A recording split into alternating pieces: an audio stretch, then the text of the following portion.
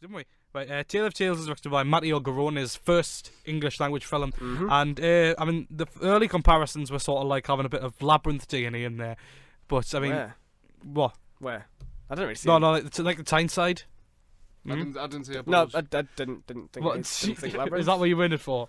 The bulge. No, but that in terms of like the imagination and the creatures that it had, but and you can really see that part of it. But I mean, in terms of tone and story, it couldn't be more different. Anyway, basically, it's a series of Baroque stories that manage to mix a sort of surreal with many sort of different metaphorical usages. But I mean, the one in question is called the Pentamerone, and that was a 17th century collection of fairy tales that inspired loads of different authors of fantasy, like the Brothers Grimm in Germany, Hans Christian Andersen in the French, Charles Perrault.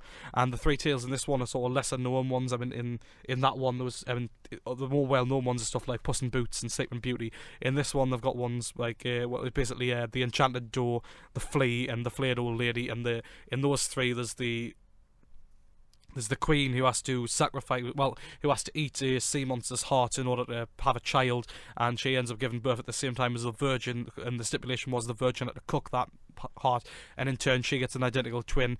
When they grow up, she forbids the son from seeing the other boy. However, they are sort of intrinsically entwined by fate. They can't be separated. You can't separate the inseparable, as they do say. And basically it's a story of how they go about. The other story is Toby Jones. He basically finds a flea that just won't leave him be, and then he sort of nurtures it and makes this gigantic flea by feeding it in the end, and sort of gets really attached to it.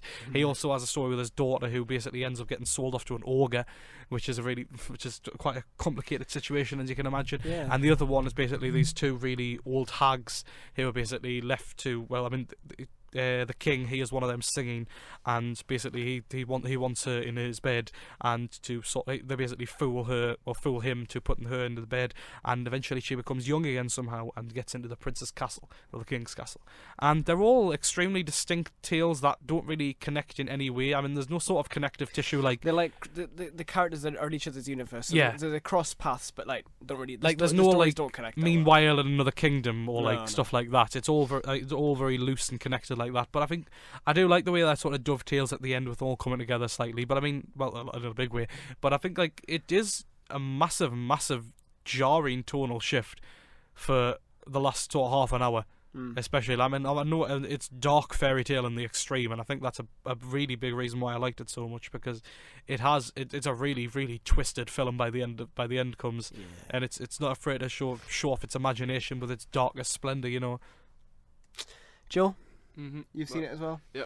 Oh man, it was really, really good. I basically was very surprised at the non-intertwining aspect of it, because they're just three separate stories, which were brilliant. But the thing that struck me most of the film was the style. Originally, I didn't think I was kind of like it, because he's known for his kind of realist style in films like Gomorrah and stuff like that. And then it just kind of pads along and everything. It doesn't really feel kind of like fairy tale except from the stories themselves. But it's just when the last kind of like 40-50 minutes when the dark aspects come in, and it really supports her in a weird way. It doesn't make it like childlike or like kind of fairy tale-esque. It just not at all. Just the stories itself, because they are incredibly pretty fucking dark, to be honest. But overall, absolutely loved it. It was I kind of got similar, I wouldn't say vibes from. Joe's just lanced down there with his phone on his head. I just kneecapped him. I kind of got. I wouldn't say similar vibes, but similar feelings as watching, Wild Tales, when it was just stories. Well, I thought this year's Wild Tales. Stories which you didn't want to end. You just kind of wanted to continue, and I would have happily continued further. So if he kind of reads more, does more, I'm happily. I loved really a lot of the shots in this film. Like a lot of them you could like frame.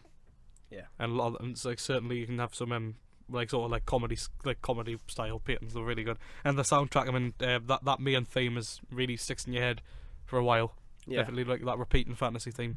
But I loved it, from the aesthetics to the whacked out stories and the really dark last half an hour. It's just it's a treat. It's a true tale of tales. Tale of tales. Yeah. I liked it as well.